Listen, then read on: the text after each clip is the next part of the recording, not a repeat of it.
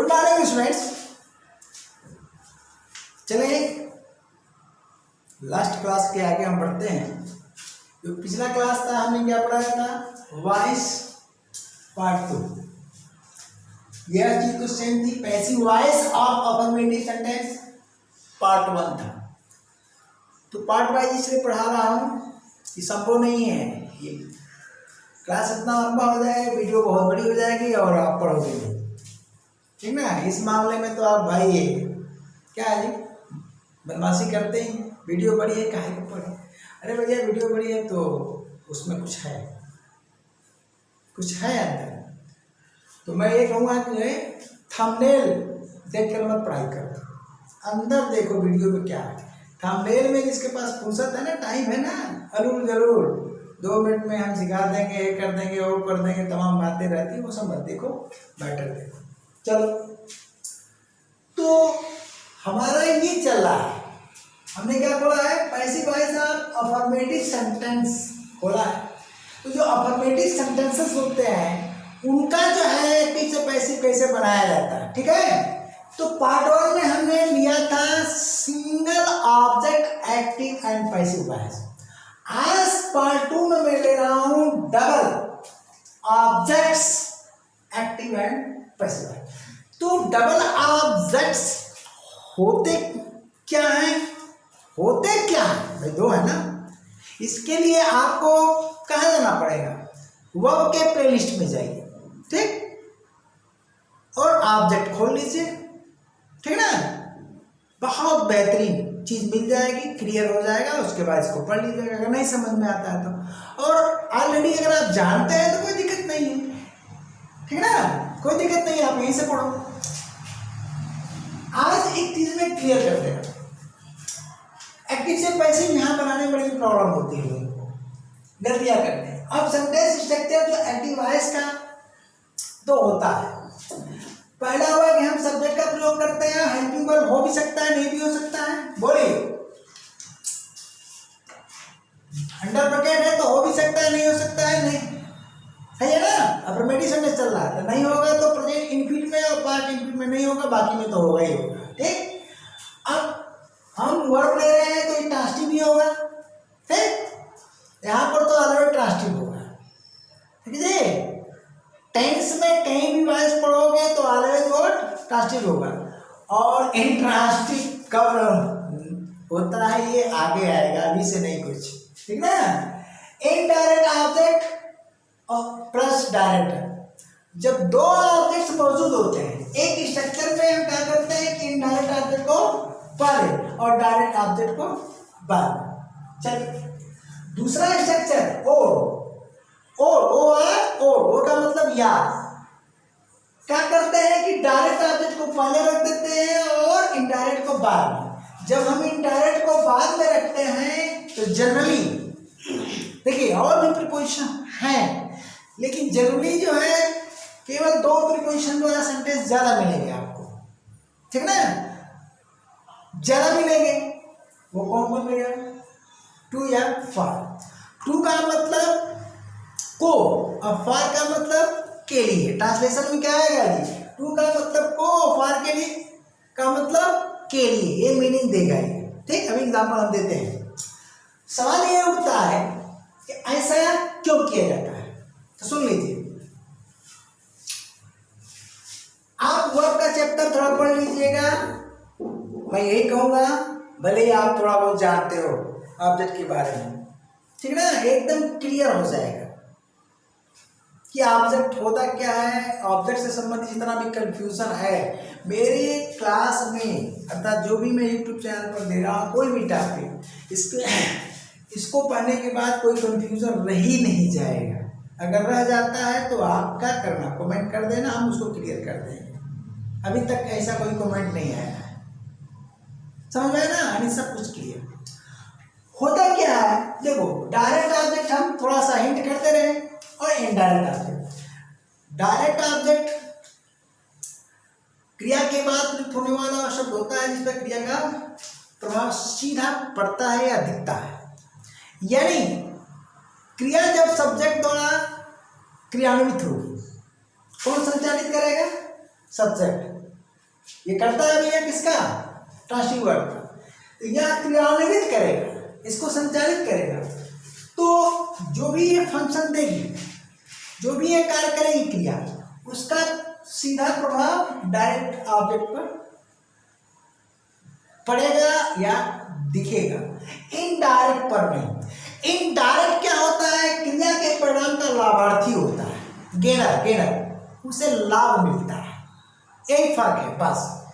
अब direct object भी living non living हो सकता है और इनडायरेक्ट ऑब्जेक्ट भी लिविंग अथवा नॉन लिविंग हो सकता है। पढ़ लेना थोड़ा सा, मैं हिंट कर दिया। चलिए मान लीजिए कि हम कहते हैं कि अभी एग्जाम्पल हम देंगे, लेकिन मौके बता दे रहा हूं, वह अपने भाई को पत्र लिखता है, वह मोहन को पत्र लिखता है। सवाल है कि लिखता है क्या जी, पत्र। तो पत्र कहाँ लिखा जाएगा, लिखने का काम किस पर हो रहा है, पत्र पर। लिखना पत्र, तो पत्र का लिखा जाना बर्द, ठीक ना। यानी सीधा इफेक्ट किस पर हो रहा है, लेटर पर, ठीक। और किसके लिए, भाई के लिए। तो भाई क्या हुआ, इनडायरेक्ट ऑब्जेक्ट हुआ, गेनर हुआ। पत्र किसको भेजा जाएगा, भाई को, ये चीज तो गेनर हो गया, लाभार्थी होता है। यही अंतर है दोनों में। इस तरह के तमाम एग्जाम्पल्स आएंगे, ठीक है।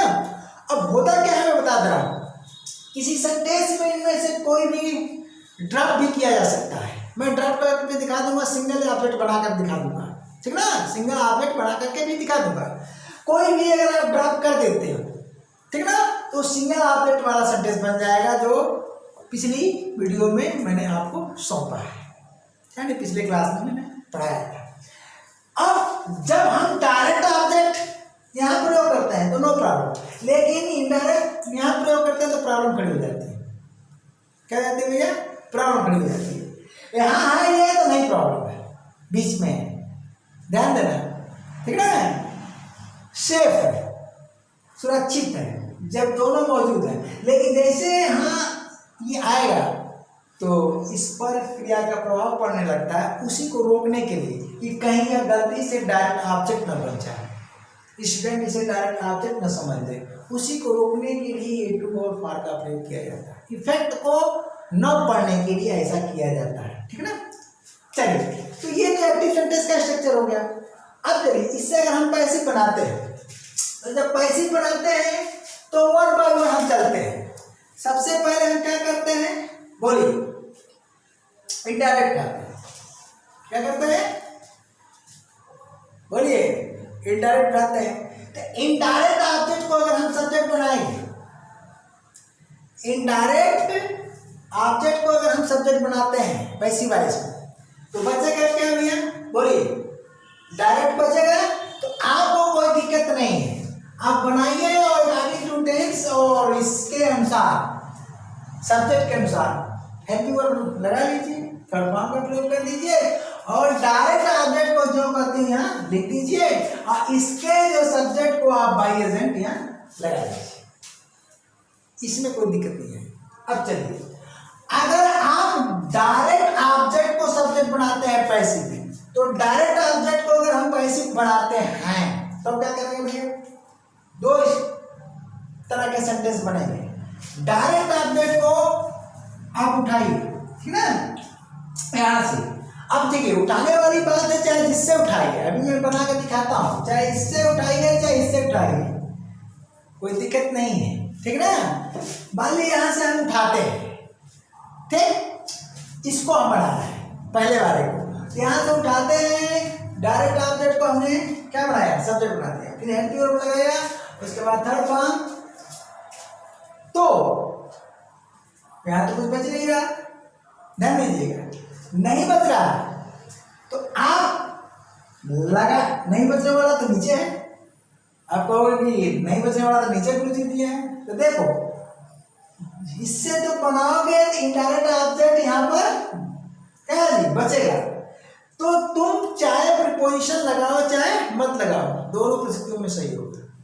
अब चलते हैं, अगर इसमें से उठाते हैं किसको दी, डायरेक्ट को, यहाँ तो ऑलरेडी लगा है, तो जब ऑलरेडी लगा है तो लगा रहने दो या ड्रॉप कर दो, ठीक ना, कोई दिक्कत नहीं।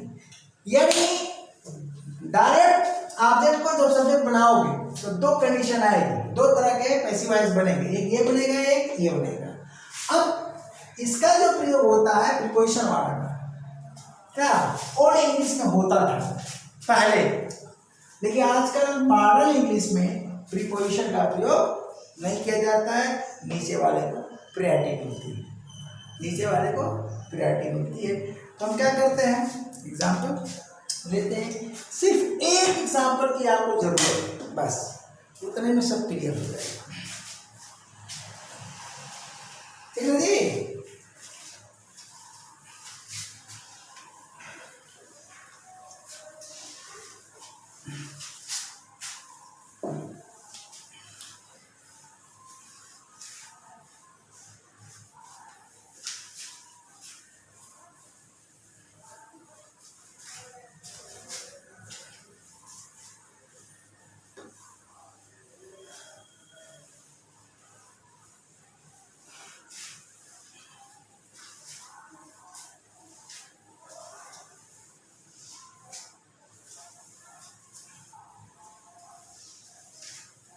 अब चलिए फॉर एग्जाम्पल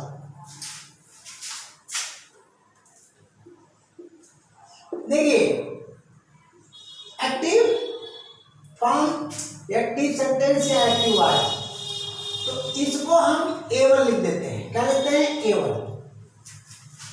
एक सेंटेंस दिया A1 लिखा, तो A1 क्या लिखा भैया?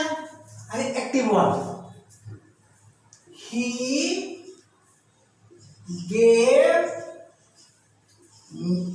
me a book। लिया? चलिए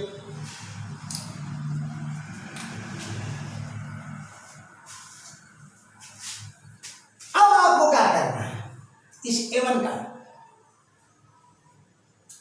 इसमें आप रिमार्क करिए, डायरेक्ट और इनडायरेक्ट। एक कंडीशन थी, एक्टिव पैसिव स्ट्रक्चर आ गया ना, अरे पहला वाला स्ट्रक्चर आ गया, तो यहां पर क्या करेंगे, बोलिए एक्टिव का कौन सा स्ट्रक्चर भैया? हाँ फर्स्ट, तो यहां पर आप इनडायरेक्ट ऑब्जेक्ट लिख लीजिए और यहां पर आप डायरेक्ट ऑब्जेक्ट लिख लीजिए। अब आपको क्या बनाना है? पैसिव बनाना, ठीक ना? तो पैसिव बनाना है तो P1 लिख दीजिए, ठीक। अब P1 लिख रहा है तो सबसे पहले आपको जो हम ऊपर वाला किससे बनाए थे? इनडायरेक्ट से। तो इनडायरेक्ट से बनाए थे, क्या करते हैं? इस मी को उठाते हैं। यहां पर ये ऑब्जेक्टिव केस में है तो इसको क्या करेंगे? नॉमिनेटिव केस में चेंज कर देंगे। तो मी का क्या हो गया भैया? बोलिए, आई हो गया। टेंस हमारा क्या है? Past infinite. तो पास्ट इंफिनिट में हेल्पिंग वर्ब वाज वर्ब का प्रयोग होगा। आई के साथ वर्ब तो होगा नहीं, वाज होगा। आगे हम टेंस के अनुसार पढ़ाएंगे, बताएंगे बस नेक्स्ट वीडियो में, अगली में, ठीक ना? नियम चलेंगे, ये तो स्ट्रक्चर चल रहा है। तो अब चलिए, आई वाज हो गया कि नहीं हो गया? ठीक। अब इसका थर्ड फॉर्म क्या हो जाएगा? बोलिए, गिवन हो गया। हाँ,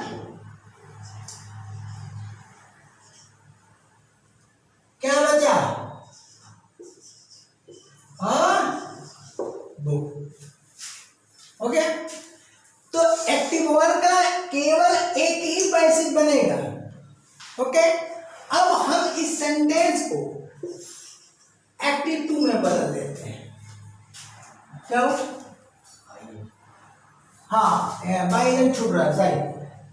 तो क्या हो जाएगा यहां पर? बाई ही हो जाता है, बाई एंड छूट रहा था। ओके, तो बाई ही हो गया। अब सेंटेंस मिल गया।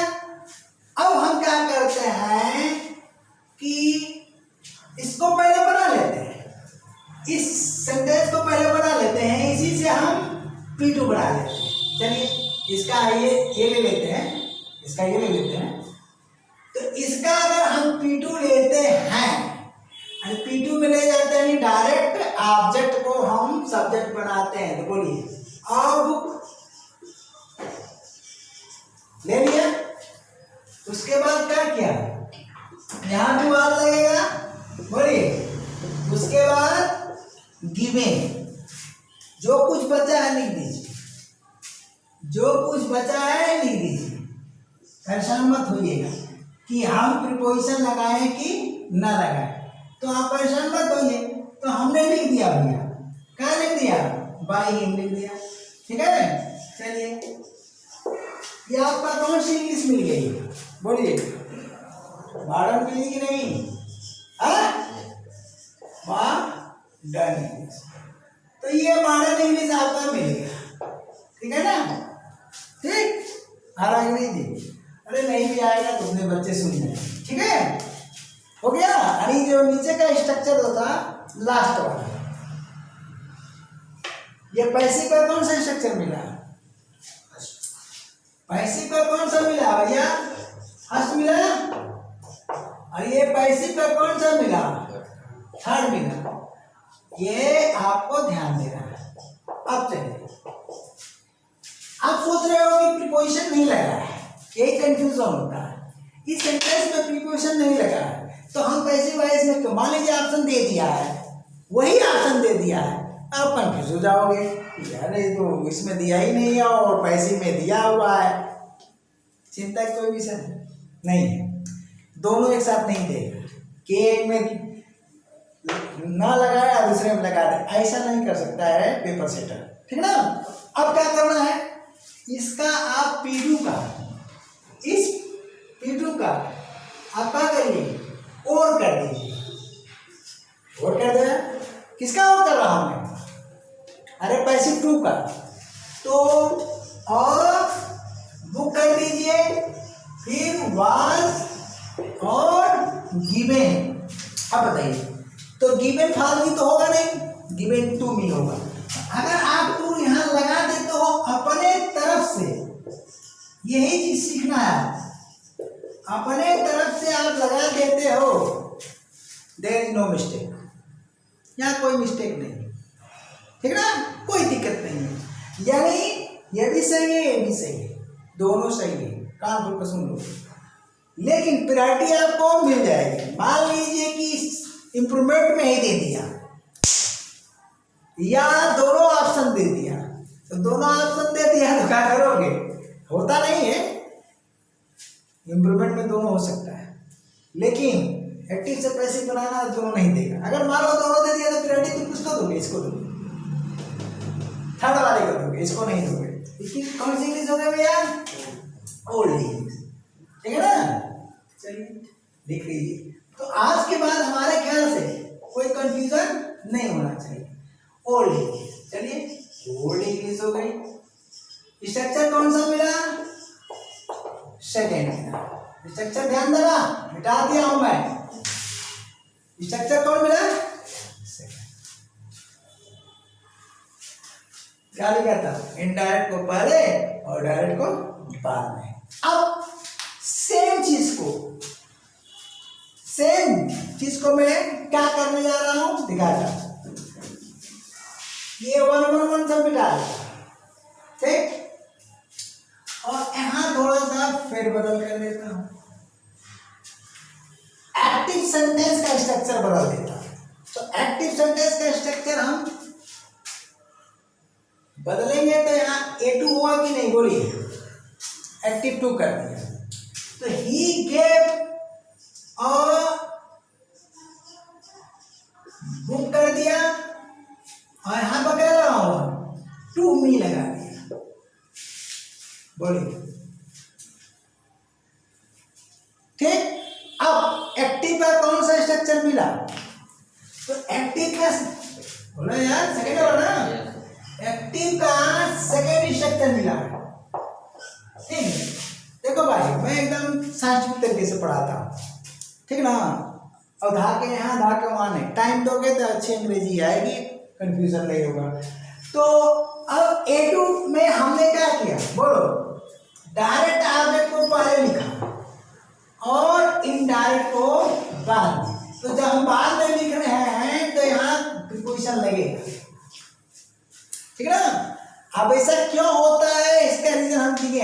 के चैप्टर में जाओ, ऐसा क्यों होता है, ठीक ना।